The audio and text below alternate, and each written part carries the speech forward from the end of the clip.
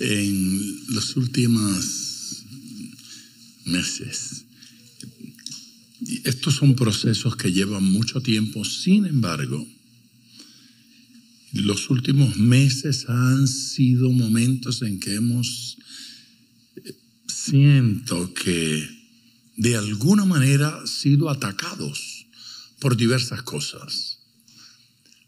Atacados como iglesia, y me refiero en general a la iglesia del Señor. Atacados como padres, cuando algunas de las funciones y tareas paternales se ven amenazadas.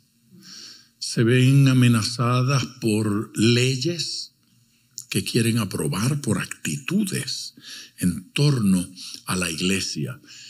Claro, y la iglesia en determinado momento tiene que responder a estas realidades. Tiene que tomar una posición. Cuando menos debe aclarar qué es lo que creemos. ¿Sí? ¿Cuál es nuestra posición con respecto a esto? A quien Dios le dio hijos le ha dado un tesoro maravilloso. Maravilloso. Y estas situaciones provocan que nos hagamos algunas preguntas. Por ejemplo, me parece a mí que tenemos que preguntarnos de quién son los niños. ¿De quién son? ¿De quién son nuestros hijos? ¿A quién se los dio Dios? ¿A quién se los entregó el Señor? ¿Son nuestros hijos del gobierno? ¿Son nuestros hijos del país? ¿Son de la tribu? ¿O son nuestros? Son de aquel a quien Dios se los dio. Por otro lado, tenemos que preguntarnos de quién es la responsabilidad. ¿Ve? Porque no podemos disfrutar la bendición y olvidarnos de la responsabilidad. No podemos retratarnos con el hijo y decir, esta belleza es mía. Este es mi hijo. Y luego olvidarnos de que eso supone una responsabilidad. Y de alguna manera pretender que las autoridades de repente se hagan responsables de mis hijos. Que el gobierno se haga responsable. O que la iglesia se haga responsable. La responsabilidad es de aquel que recibió la bendición. Amén. Sí. Otra pregunta que yo me hago es, ¿qué pasa cuando el gobierno quiere controlarlos? ¿Qué pasa cuando el gobierno pretende que yo tengo más autoridad sobre esa criatura que usted, que papá, que mamá? Entonces la iglesia tiene que hacer sentir su voz y decir, no, así no es la cosa. Yo estaba en Puerto Rico en días atrás y en Puerto Rico hubo una gran protesta. Los boricuas son buenos para protestar, especialmente cuando se le tocan ciertas cosas. Y en este caso el gobierno intentó pasar una ley que prohibía a los padres educar sobre ciertas cosas a sus hijos, especialmente sobre valores morales. Así es que hubo una manifestación frente al Capitolio y habían allí centenares, realmente millares de madres con rótulos. Y a mí ese rótulo me resultó muy simpático. Muy, muy simpático. Porque todos los rótulos decían lo mismo. Y el rótulo decía, no te metas con mis hijos.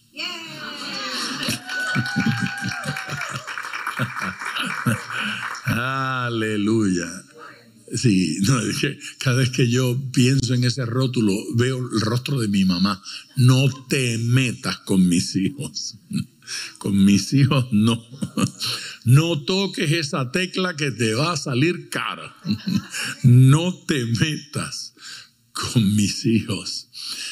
A mí me parece que yo voy a compartir hoy la historia de alguna gente en la Biblia que le dijo al sistema, y que le dijo al gobierno, y que le dijo al diablo, y que le dijo a la sociedad: no te metas con mis hijos. Mis hijos Dios me los dio a mí, no se los dio a usted. Amén. Yo voy a utilizar la palabra padres, pero cada vez que yo diga padres, sepa usted que estoy hablando de los progenitores. Así es que estoy hablando de papá y de mamá. Si yo predicaba de esto hace 20 años, 30 años, no tenía que hacer esas aclaraciones. Yo decía padres y todo el mundo entendía. Pero ahora, si en ciertos lugares me descuido y solo digo padres, ahí afuera me podrían estar esperando 2 o 3 madres con piedras en las manos. Porque la cosa anda así que hay que aclararlo todo y uno se pregunta si estamos hablando español o qué estamos hablando. La palabra padre tiene la misma raíz de la palabra patrón. Viene del mismo lugar. Ahora, cuando dije patrón, no me refiero al jefe en la empresa o en la fábrica o en la finca, que también lo llamamos patrón. Pero la idea aquí de padre es patrón, modelo. Modelo. Las costureras utilizan eso mucho, ¿no es cierto? Un patrón para hacer otros vestidos similares. La idea de padre es la idea de patrón, es la idea de modelo. Cuando Dios escoge a un padre, Dios escoge un modelo para esos hijos que le entrega. Se suponía que usted decía amén. Amén. Sí, Dios está escogiendo modelos cuando escoge padres. Debemos comprender que regularmente nuestros hijos van a salir a nosotros. Se van a parecer a nosotros porque Dios decidió multiplicarlo a usted. Dígame si vale la pena. Sí. Uno de repente mira y dice: ay, Dios mío, yo la verdad es que no sé si me debo multiplicar. Es un modelo. Usted ha sido diseñado por Dios y el Señor ha decidido multiplicarle. Y eso sucede en todos los órdenes de la paternidad. Sucede en la paternidad biológica y sucede también en la paternidad espiritual. Cuando tenemos hijos espirituales, lo que estamos haciendo es multiplicándonos. De tal manera que cuando Jesucristo le decía a uno de estos hombres: sígueme, lo que le estaba diciendo es: sígueme si quieres ser como yo. Sí, acompáñame si quieres ser como yo. Si quieres parecerte a mí, entonces ven conmigo, ven, camina conmigo. Porque el discipulado no es otra cosa sino eso. De modo que la paternidad es una forma de discipulado. Y las guerras que ocurren en los matrimonios ocurren regularmente porque el uno le está diciendo al otro: cuidado, que yo no quiero que este se parezca. Estuvo fuerte eso, ¿verdad? Sí. Padre, o los padres a los hijos le dan sentimiento, le producen sentimiento de procedencia y de pertenencia.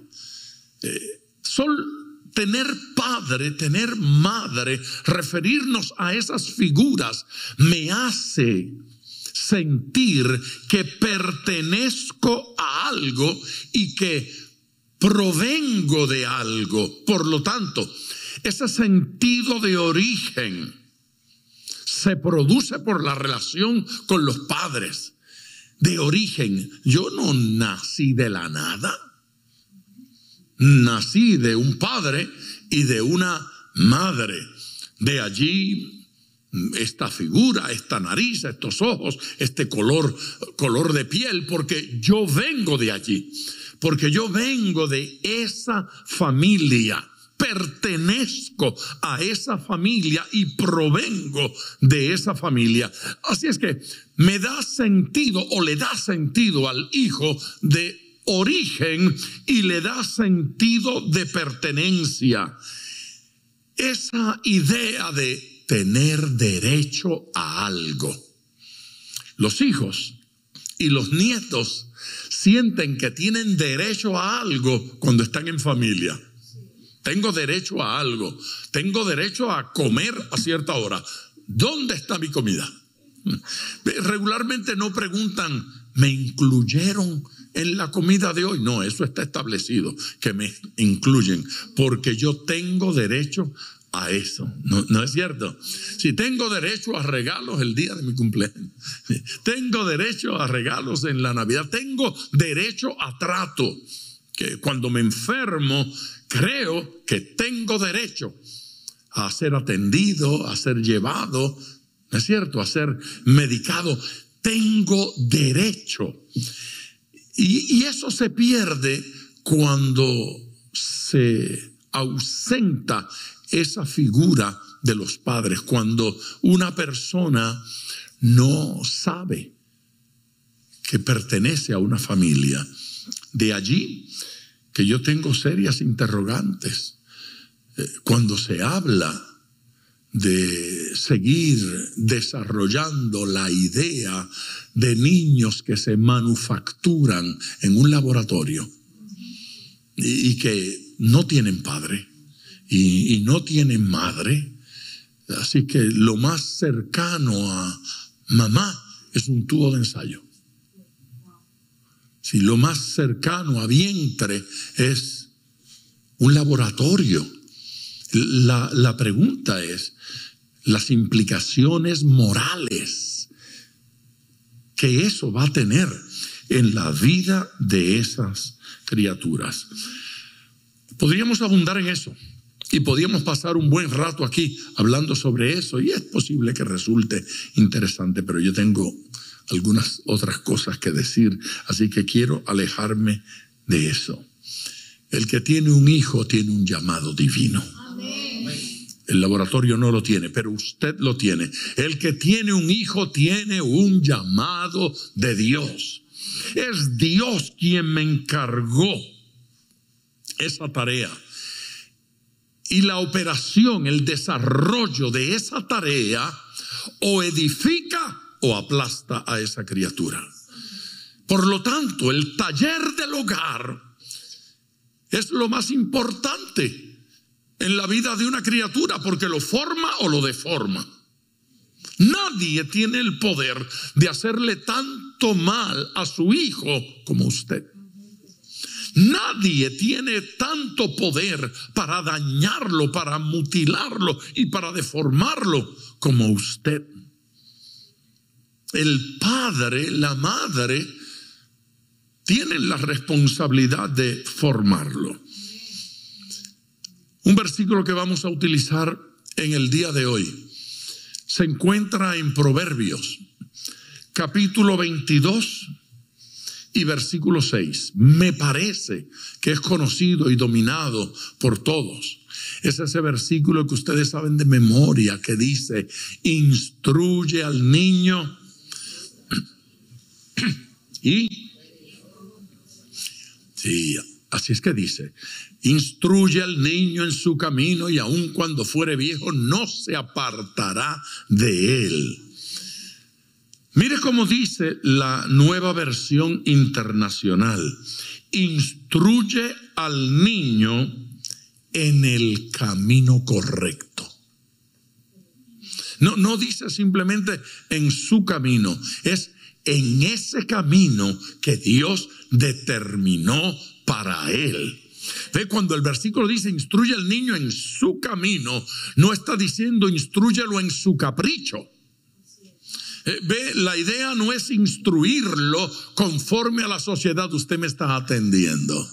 La idea no es formarlo conforme a mi cultura o a mis caprichos, sino al de Dios. Instruye al niño en el camino correcto. La gran pregunta es que si soy el modelo, si soy el patrón, la pregunta es si me estoy ocupando de ser aquello que me gustaría que mi hijo fuera. Porque eventualmente va a comer como yo como. Va a tratar gente como yo trato. No es cierto. Va a hablar como yo hablo. Va a repetir algunas de mis palabras y muchas de mis actitudes se van a manifestar en él, porque soy el modelo con el cual se está trabajando la vida de esa criatura. Por lo tanto, si no cambio, si no modifico mi vida porque quiero, por lo menos modifique porque ama. Si no voy a modificar mi vida porque me da la gana, modifico mi vida porque amo a mi hijo, porque amo a mi hija, porque amo a esas personitas que Dios me entregó en las manos para que yo sea modelo. Por lo tanto, quiero ser un buen modelo. Una de las cosas que debemos tener en mente es que si digo una mala palabra, ellos van a decir 5. Amén. Sí, que si insulto, ellos van a insultar más. Que si grito, ellos van a gritar más. Porque regularmente ellos superan a papá. En lo bueno y en lo malo. Por lo tanto, si somos padres de la naturaleza que sea, biológica o de crianza o adoptivos o espirituales, no importa cómo sea, que Dios traiga gente a mi lado para aprender, debemos comprender que una de mis grandes responsabilidades es mejorar el patrón, mejorar el modelo para que mis hijos salgan mejores. Diga amén. Aleluya. El corazón del niño se carga emocionalmente en la presencia del Padre. Yo no sé si puedo decir una cosa más importante que esa que acabo de decir. El corazón del niño se carga emocionalmente en la presencia de papá. Allí es donde ellos recurren en tiempo de problemas y en tiempo de crisis. Los padres están allí para que ellos se recarguen, como el auto ese eléctrico que tiene que ir a la fuente y conectarse. O si quiere, como el de gasolina que tiene que ir a la fuente para llenar el tanque. Así es que el lugar donde su hijo va a llenar el tanque es en usted. Allí va a recibir energía para seguir adelante. De modo que es importantísimo que los creyentes, los padres, sean gente de fe. Dios quiere que seamos gente de fe. Y hoy tenemos que hablar de la importancia de la fe de padres. Este sermón se llama Fe de Padres. Amén. Y comencemos. El primer mandamiento con promesa en la Biblia. Efesios capítulo 6. Leemos desde el versículo 1. Primer mandamiento con promesa. Esa es una expresión que ocurre en labios del apóstol Pablo. Es Pablo quien habla del primer mandamiento con promesa. Antes de comenzar a leer, esa expresión supone un problema teológico. Y el problema teológico es que en el decálogo, cuando menos, antes hay otro mandamiento que incluye una promesa. Pero estudiando bien ese versículo, creo que vamos a concluir que lo que allí dice no es que es el primero en orden, sino que es primordial para nuestras vidas. Este es un mandamiento primordial para nuestro desarrollo. Versículo 1. Hijos, obedeced en el Señor a vuestros padres, porque esto es justo. Aleluya.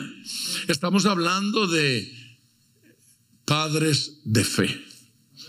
Y allí dice, hijos, obedecedlos en el Señor, porque esto es justo. 3 cosas acerca de ese versículo. En ese versículo hay un hecho. En ese versículo hay una forma, una manera de hacerlo. Y en ese versículo hay una razón, un por qué hago las cosas. Número 1, el hecho. ¿Cuál es el hecho? El hecho se llama obediencia. Hay que obedecer. Y punto. No hay nada que discutir. Con Dios nada se discute. Amén. Y con papá tampoco. El hecho es que hay que obedecer. Y miren, no importa cuánto uno se resista a la obediencia, eventualmente algo o alguien me va a doblar las rodillas y me va a hacer obedecer. El mismo muchacho que con rebeldía insulta a papá y a mamá y no quiere obedecer, sale a la calle y un sinvergüenza que no queda nada de él le entra a golpes y lo obedece. Sí, al jefe de la pandilla lo obedece. Y los rebeldes que no saben tratar con respeto, que no saben decir usted, esa tontería, idiotez, se le quita cuando llega frente al juez. Ay, perdone, pastor, que él lo tutee. Es que él nació aquí. El juez que le va a entrar a palo también nació aquí. Y cuando llega allí, ahí dice, vuestro honor, su señoría. Se educan inmediatamente, en un instante. No, pastor, pero aquí los jueces hablan inglés. No, sí, tranquilo. En cualquier sitio que te arresten, el juez habla hasta griego. Allí la va a aprender. Allí la van a aprender. Es curioso. Le restan autoridad a papá y mamá, pero ese que no quiere obedecer, ese que resiste, llega a la calle, aparece un señor que se llama policía y le da un consejo. Y el muchacho dice que no, que tú no me mandas, tú no eres nada mío. Entonces el policía pasa del consejo a la orden y le da una orden, ¿sí? Y él dice que él no recibe órdenes de nadie porque él es muy guapo. Y entonces el policía, después de un rato, recurre a la macana y saca un palo que lleva en la cintura y le suena el primer palo. Y si no obedece, saca el revólver. Y en algún momento lo reduce a la obediencia. Obedece aquí, obedece allí o termina obedeciendo allá. Hay gente a la que esta palabra le da alergia, obedecer. Pero aprender la obediencia con los padres es aprender la obediencia con Dios, porque esa relación eventualmente le hará madurar. Alguien aquí debe alabar al Señor. En ese versículo hay un hecho y el hecho se llama obediencia. Obedece aquí o va a obedecer allá. En esta etapa, ¿obedece con cariño o obedece llorando? Amén. ¿Obedece ahora que hay oportunidad o va a obedecer cuando ya no hay remedio? Cuando ya no hay nada que arreglar. Entonces es sabio aquel que descubre que la obediencia no es una maldición, la obediencia es una bendición maravillosa. La segunda cosa que contiene ese versículo es una forma. Y allí dice cómo es que tenemos que hacerlo, cómo es que debo obedecer mis padres. Allí dice, en el Señor. ¿Y qué significa obedecerlo de esa forma? En el Señor. En el Señor significa como Dios establece. Sí, significa como Dios quiere. Significa como Dios ha determinado, conforme a su criterio. Aleluya. Es obedecer como agrada al Señor. Eso de obedecer en el Señor es obedecer como agrada al Señor. Esa es una expresión maravillosa, como agrada al Señor. En Colosenses, el apóstol Pablo, allá por el capítulo 3, versículo 20, va a decir que hay que obedecerlo porque esto agrada al Señor. Hay que obedecer porque esto agrada al Señor. Entonces, le falta respeto a la madre. Insulta al padre. Bueno, depende. Si es como mi papá, no lo insulta de frente. Espera que se va yendo. Y le gritas. Yo estaba conversando con un hermano que es pelotero y estaba en las grandes ligas. Ya se lesionó y ya no está. Y entonces le digo, ¿y cómo es eso que ustedes están parados allí y pasa la bola y no le gusta lo que dijo el umpire ese que está ahí, el hombre que canta? ¿Cómo? Sí, árbitro, yo no sé, ¿cómo se llama? Ese señor que está allí, que dice que eso es bola o que dice que eso es strike, y de repente dice que es un strike.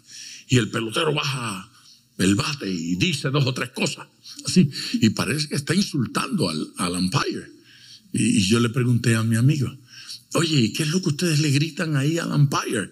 Y él dice, no, al umpire no se le puede gritar mucho porque lo echan a uno del juego.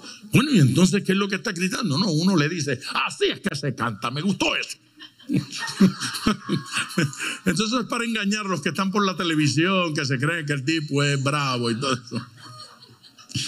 Yo no sé si eso es 100% cierto, pero me pareció interesante. Bueno, yo no sé si ese que es tan irrespetuoso con la madre, con el padre es igual irrespetuoso, algunos no, dependiendo de las dimensiones de papá y del carácter.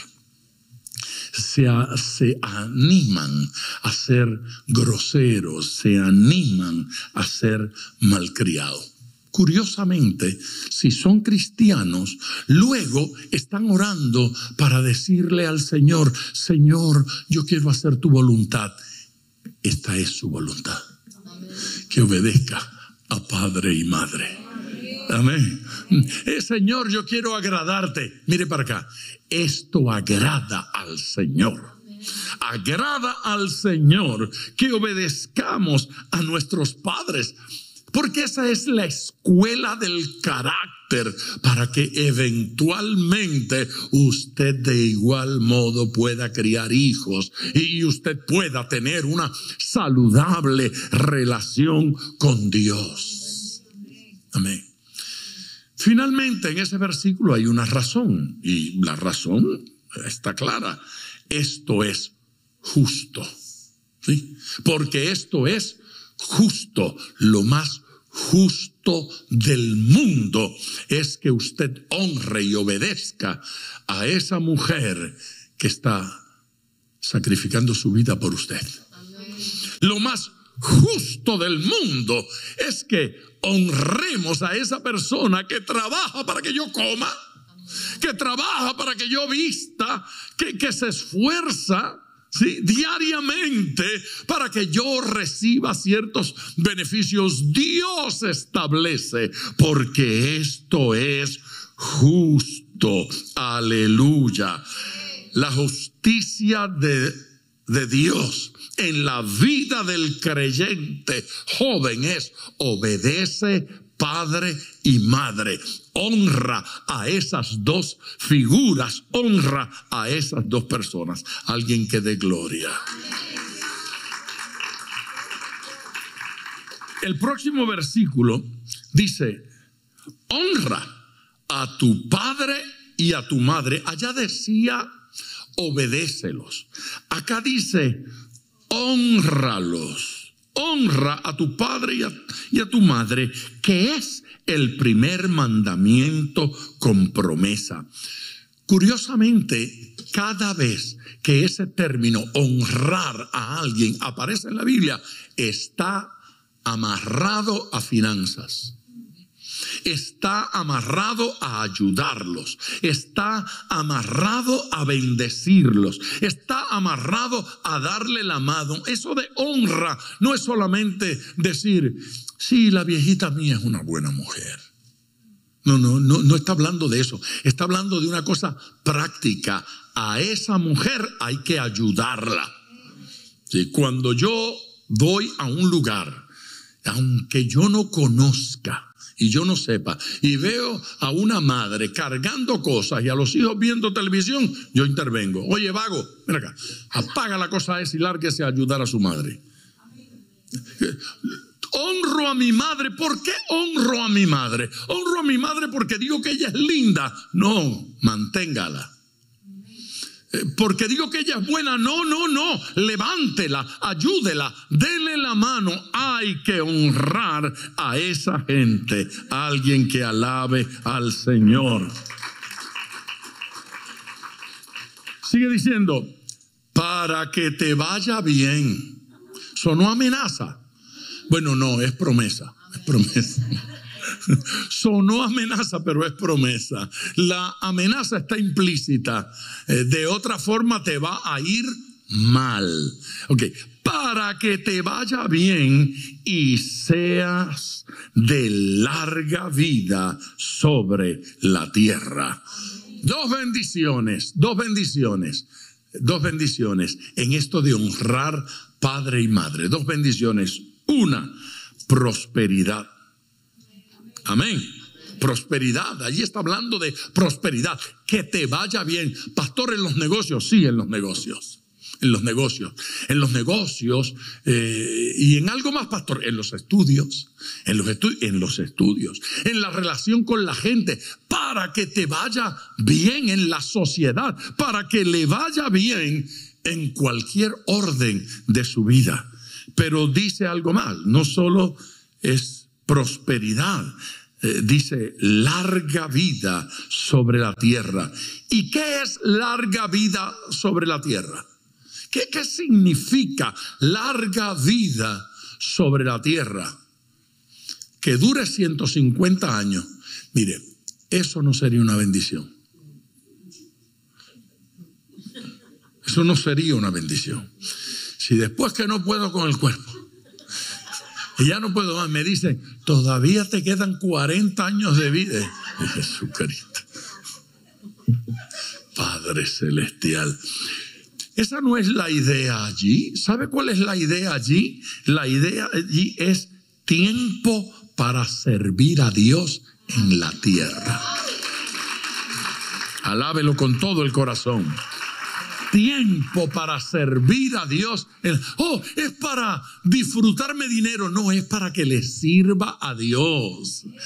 Es para casarme después de mis 3 viudeces. No, compadre, es para que le sirva a Dios. Esto no tiene nada que ver con aquello. Eso de larga vida es vida que glorifique al Señor. Años para dedicárselos a Dios.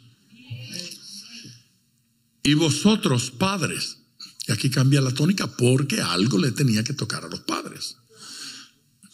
Y vosotros, padres, no provoquéis a ira a vuestros hijos, sino criadlos en disciplina. Esto es un problema, porque hay hijos a los que la disciplina le da coraje. No provoquéis a ira a vuestros hijos. ¿Y cómo los crío? De inmediato el hijo dice que no me provoque. Lo ve, que me deje hacer lo que me dé la gana, para que no me dé coraje. No, señor, usted está equivocado. No. ¿Cómo es que no lo provoco a ira? Disciplinándolo, porque el que se aira es un indisciplinado. Alabe. Sino criadlos en disciplina y amonestación del Señor. No, la cosa no está tan fácil como lucía. Bueno, ¿qué dice este versículo? Número 1, dice que los padres han de tener sobre los hijos control sin exceso. ¿Qué es control sin exceso? Que a fuerza de palos no se puede llevar todo en la vida. A fuerza de palos no puede ser. Que hay otras maneras de convencerlos. Que hay otras maneras de lograr la obediencia. Que no todo puede ser con el látigo en la mano. Hay padres que son extremistas en esas cosas y el producto entonces es un hijo iracundo porque todos son cachetadas, insultos, groserías, golpes, y no puede ser así, dice el Señor. Lo que está diciendo allí es: evite los resentimientos. ¿Sí? Evite los resentimientos o los daños emocionales. Evítelos. Pero para que no sigan celebrando, entonces dice: criarlos. ¿Qué es eso de criar hijos? Bueno, la palabra, el término, implica proveedor. Implica suplir. Amén. El término implica nutrir. Esto de nutrir no es solamente darle comida, es darle buena comida. No necesariamente porque le gusta. Hay que nutrirlo. Amén. Hay que nutrirlo. El problema es que la gente se engaña con este asunto de la nutrición y piensa que el desnutrido es el que se está muriendo de hambre.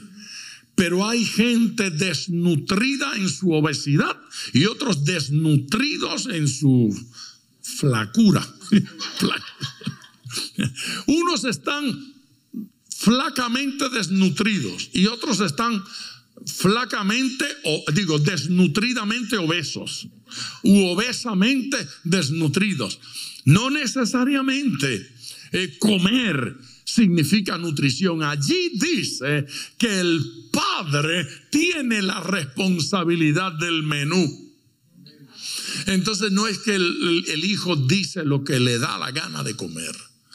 Yo cuento a menudo, hace tiempo que no cuento aquí eso, pero cuando, no recuerdo qué edad tenía Juan Carlos es de mis hijos el más ocurrente. Y una vez Juan Carlos llegó donde mí para decirme que tenía problemas con su mamá, para que yo mediara e interviniera, y me senté con él a conversar. Juan Carlos, ¿qué es lo que pasa? Ella quiere que yo coma arroz, habichuelas, frijoles y carne todo el tiempo. Claro, Juan Carlos era un aventurero. Juan Carlos, cuando niño, agarraba la botella con su leche y se salía de la casa, se desaparecía. Y al poco rato llegaba así emocionado y decía que estaba bien buena y la botella estaba vacía. Y un día, en unos bloques que habían detrás de la casa, encontramos un queso enorme. Porque él las echaba allí en el huequito. Así es, cuando él apareció con la aventura del arroz, los frijoles y la carne y el pollo, y le digo, pero ¿qué es lo que tú quieres? Y, ¿tú me quieres, pa? Yo te quiero. Pues mira, yo lo que quiero comer es helado. Pero todo el tiempo, de desayuno y de almuerzo y de cena, yo lo que quiero comer es helado. Y yo me senté con él y yo traté de razonar. No fue posible. No lo logré. Él seguía insistiendo a pesar de lo bien que yo vendía la carne y las legumbres y la ensalada y lo bien que yo, los vegetales. No, él quería helado. Si yo le hubiese dado a él lo que él quería, él no estaría aquí hoy. Amén. Él no estaría aquí hoy.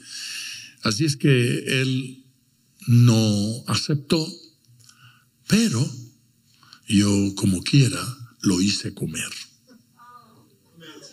Así que yo utilicé una cosa que se llama palabra de autoridad.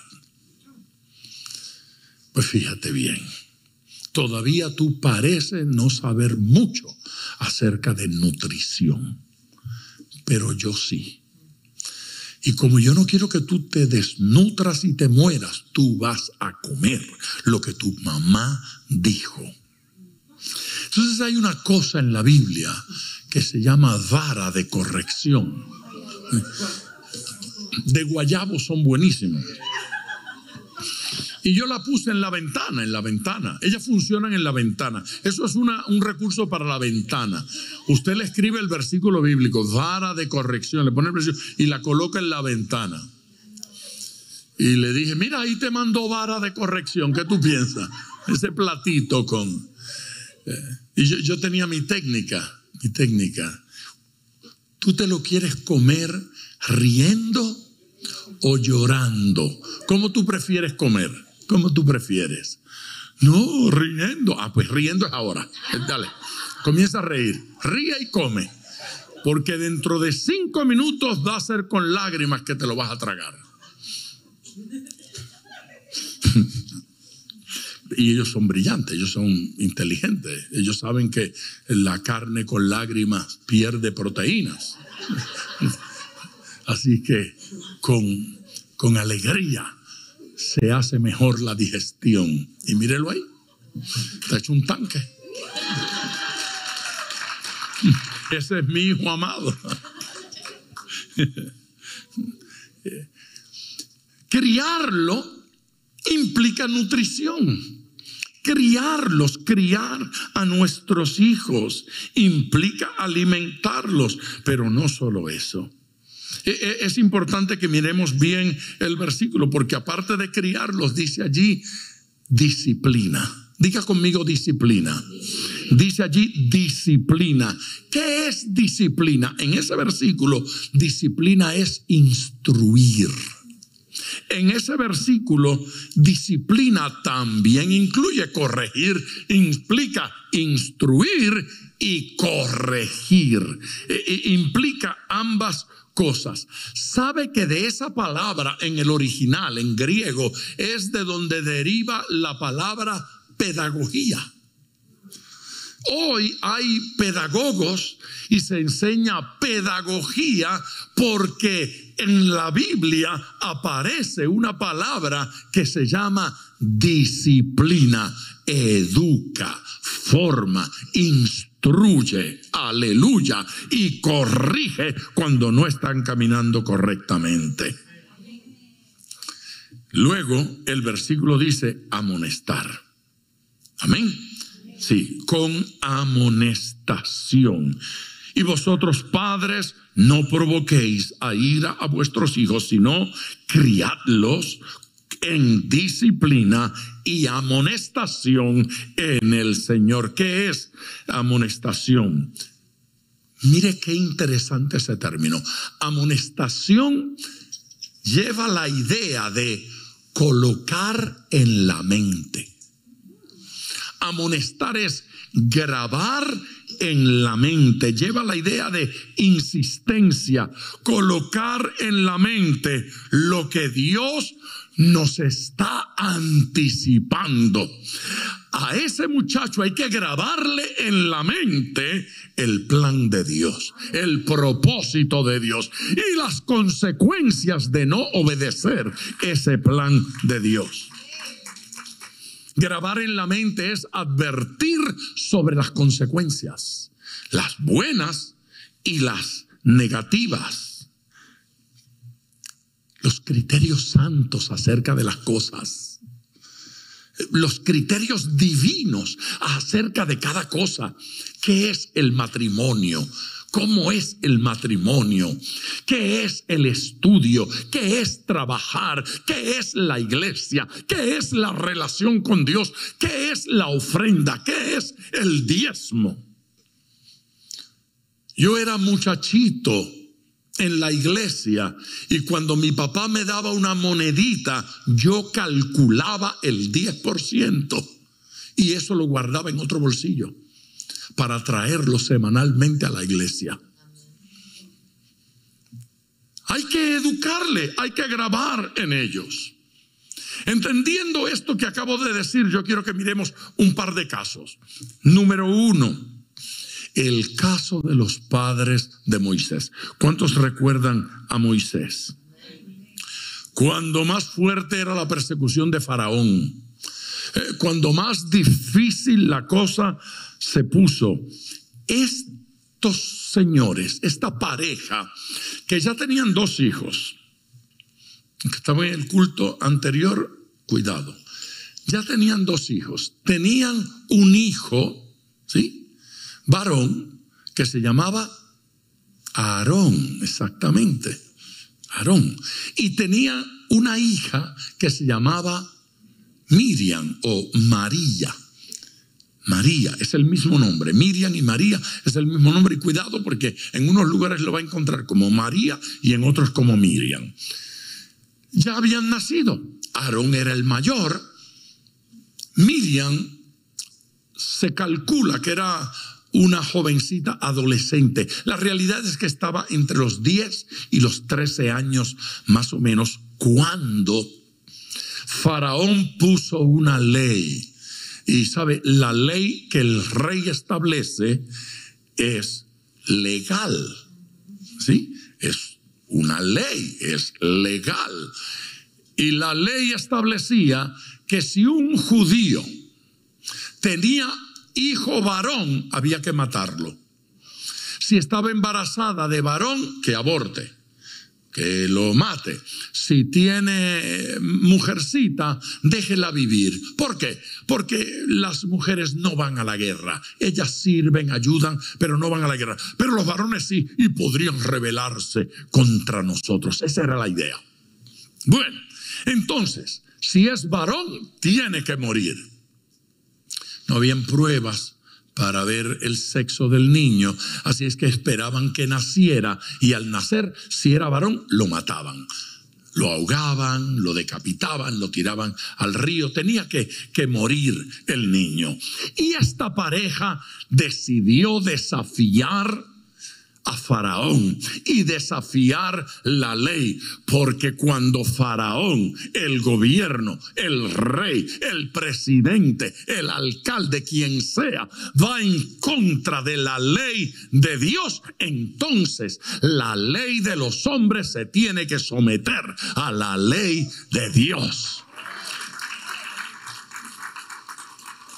Y cuando la ley terrenal pretende empujarme a desobedecer a Dios, ya el apóstol Pedro nos enseñó, es menester obedecer a Dios antes que a los hombres. Antes que a los hombres. A Dios primero. Estos padres dijeron, no vamos a matar a nuestro hijo. Ve, porque una verdadera madre y un verdadero padre no asesina al bebé que Dios le da. Lo cuida, lo cría, lo ama. Amén. No lo asesina. Así es que estos deciden desobedecer la ley de los hombres, obedecer la ley de Dios y preservar la vida de su hijo. Nació Moisés. El nombre significa de las aguas, pero no solo de las aguas, significa hijo de las aguas. Hijo que viene de las aguas, por lo que iba a ocurrir. Ese nombre se lo puso la hija de Faraón, porque fue quien lo encontró en las aguas. La acción de los padres de Moisés fue una acción de fe. Y usted ve ese hombre extraordinario de fe, es que fue marcado con fe desde que nació. Su concepción fue un acto de fe. Y su preservación también fue un acto de fe. Le prepararon un arca, de hecho es la misma palabra que el arca de Noé. la misma palabra, un arca para que se salvara. Una arquilla de juncos de papiro, esas varillas, prepararon la canasta y la calafatearon con brea y con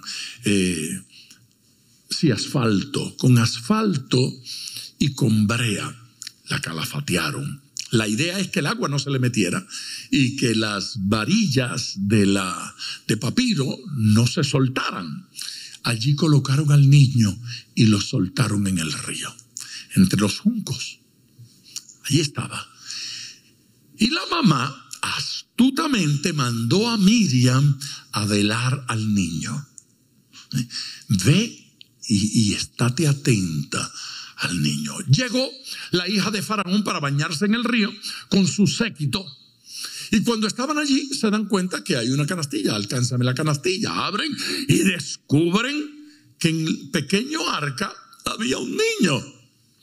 Cuando el niño nació, Jocabet, su mamá y su papá lo encontraron precioso. ¿Cómo quieren que yo mate esta cosita? Pero claro, los papás, todos los niños le nacen bellos a los papás. No le nacen hijos feos. Eso no es lo que dice la vecina, pero son bellos para ellos. Pero ahora quien lo ve no tiene nada que ver con él. Y esta mujer, hija de Faraón, la Biblia no nos dice el nombre. Algunos historiadores dan un nombre, pero bueno, el tema es que ella lo ve hermoso y dice: no lo voy a matar, y yo lo voy a criar, yo lo quiero para mí, que sea mi hijo. Porque, entiende, la ley es para el pueblo, pero la hija de Faraón no tiene que obedecer la ley. Así es, la hija de Faraón puede ir al beauty, hacerse el pelo. Eso de que no pueden ir allá y que están cerrados es para el pueblo. La hija de Faraón, ella sí puede ir al restaurante y sentarse todos en una. Eso es para ella, ellos pueden. Pero el pueblo no puede ir al restaurante. El pueblo, porque hacen las leyes y las leyes son para nosotros. En algunas ciudades, las iglesias no pueden tener más de 10 personas. En el templo, aunque en el templo quepan 800, solo pueden tener 10 personas. Pero el nightclub sí puede abrir. Entonces usted se pregunta, ¿tengo que obedecer la ley que evidentemente la fabrican, la diseñan contra la iglesia? Los hermanos en la China y en Rusia, cuando estaba prohibido reunirse para tener culto, decidieron convertir las cloacas en capillas. Y a la 1, a las 2, a las 3 de la mañana, entre excremento y cucarachas, allí estaban reunidos. Aquí a todos nos hicieron así, otros se movieron, pero allí estaban adorando, porque para ellos era más importante adorar a Dios que obedecer a los hombres. Y uno se sorprende que en un país como este comiencen a aparecer en el escenario leyes de esta naturaleza. La familia de Moisés no aceptó lo del aborto, no aceptó lo de matar al niño, y la iglesia del Señor tampoco acepta lo del aborto, tampoco acepta estos asesinatos. Amén. Amén, iglesia. Vencieron el odio de Faraón, vencieron las leyes terrenales en contra del pueblo de Dios, vieron la gloria del Señor, y aquella criaturita fue tomada por la hija de Faraón para criarlo.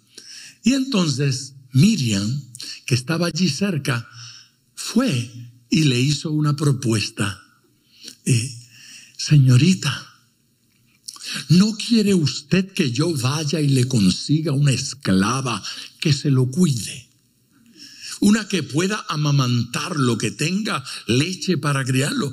¡Ay, sí, qué buena idea! Consígueme a uno. Y fue corriendo y buscó a su mamá. Así es que mire qué interesante. Entonces la mamá de Moisés fue la nodriza que lo crió, lo amamantó. Aleluya. Diga, en Dios hay victoria. Dígalo nuevamente, en Dios hay victoria. Y el plan divino se cumplió. Por ser hijo de la hija de Faraón, ahora fue educado al más alto nivel. Y usted se pregunta, ¿de dónde Moisés sacó tanta sabiduría para escribir el Pentateuco? Todo un código penal extraordinario, un sistema de leyes maravilloso. No, Moisés era algo más que pastor de ovejas. Moisés había sido estudiado en la versión de entonces de las mejores universidades. Dios lo educó, aleluya. Y Dios ha provocado cosas en su vida porque Dios le quiere usar a usted, porque Dios quiere hacer cosas maravillosas con usted. Diga amén. Ya vimos la fe de los padres de Moisés. Un comentarito nada más para que veamos la fe de los padres de otro joven que en el Nuevo Testamento tiene una experiencia similar a esta. Segunda carta de Pablo a Timoteo. Solo un versículo voy a leer. Capítulo 1, versículo 5. Trayendo a la memoria la fe no fingida. ¿Cómo era la fe? Diga conmigo otra vez, no fingida. Por favor, dígaselo a alguien para que le crea. Mírelo y dígale, mi fe no es fingida. Dígale, pero dígale. Yo no finjo fe. La fe no sirve cuando es fingida. Hay gente que finge fe, ¿verdad? Pero yo no. Yo no. Trayendo a la memoria, es más, ese versículo dice, pensando de continuo. No solo trayendo a la memoria, sino pensando de continuo. Pablo le está diciendo a Timoteo, yo siempre estoy pensando en la tremenda fe genuina que tú tienes. ¿De dónde le salió la fe a ese muchacho? Trayendo a la memoria la fe no fingida que hay en ti, Timoteo. Escuche, la cual habitó. Ese habitó también se traduce arraigada, la cual estaba arraigada, habitó en tu abuela Loida. 2, y en tu madre Eunice. Y estoy seguro que en ti también. Fe no fingida que la vi en tu abuela Loida y se la pasó a tu madre Eunice y te la pasaron a ti, Timoteo. Pero pastor, ¿y no que la fe no se hereda? No, si allí no dice que la heredaron, allí dice que se la compartieron. La fe no se hereda, pero se comparte. Alguien que le dé gloria al Señor. La fe genuina se atesora. La fe genuina se comparte, no se esconde. Fe genuina es para atesorarla. Fe genuina es para compartirla. Fe genuina no es para esconderla. Tenemos que pasar fe a nuestros hijos. Cierro con un versículo que me cautiva. Está en el libro de Proverbios, capítulo 17 y versículo 6. Es un versículo hermoso, especialmente en esta etapa de mi vida. La corona del anciano son sus nietos. Aleluya. El orgullo de los hijos son sus padres. Me encanta. Cuando Jesucristo llegó a donde Juan el Bautista para ser bautizado, se oyó una voz del cielo que decía, este es, dígalo, mi Hijo amado, en el cual, sí, este es mi Hijo amado, en el cual tengo complacencia. Amén. Este es mi Hijo y en Él me complazco, lo disfruto. Aleluya. Amén. Hemos visto la vida de padres que marcaron a sus hijos. En el día de hoy, Dios está diciendo, yo quiero marcarte a ti. De la misma manera que estos padres marcaron la vida de sus hijos, nuestro Padre Celestial pretende marcarnos a nosotros. Dios le quiere marcar. Dios le quiere marcar su vida con fe. Dios quiere marcar su vida con experiencias. Dios quiere marcar su vida con su presencia. Para que seamos instrumentos para marcar a otros.